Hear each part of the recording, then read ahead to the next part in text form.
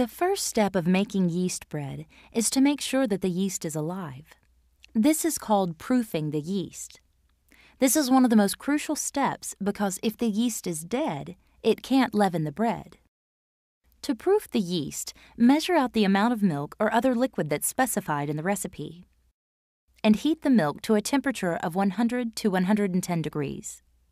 You can heat the milk in the microwave if you wish. Add the warm milk to a large bowl and stir in the sugar and the yeast. Let this mixture stand for about 5 minutes.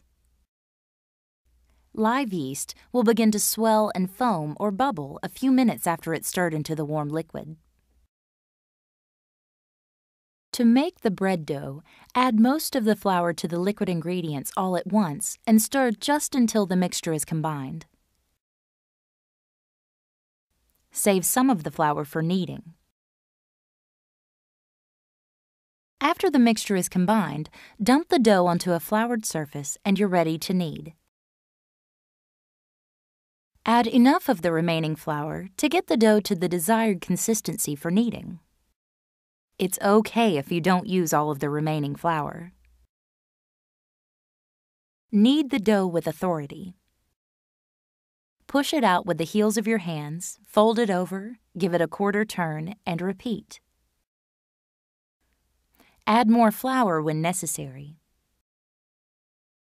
Knead for 8 to 10 minutes or until the dough feels smooth and elastic, but still a little tacky.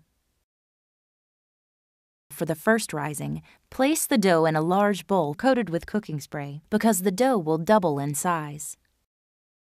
Cover the bowl with a slightly damp, lightweight dish towel and place in a warm place, approximately 85 degrees, free from drafts, for 1 hour. When the dough appears to have doubled in size, gently press 2 fingers into the dough. If the indentation remains, the dough has risen enough. Punch the dough down in the center to deflate it.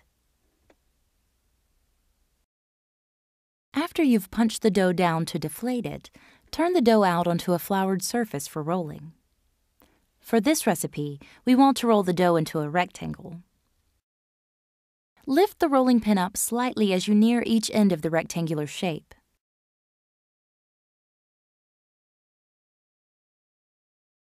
For the second rising of the dough, roll up the dough and place it, seam side down, in a greased loaf pan or one that's been lightly coated with cooking spray.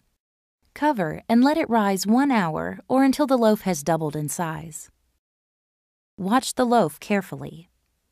If it rises too much and starts to fall, the bread will be dense. Once the loaf has doubled in size, the dough is ready to bake.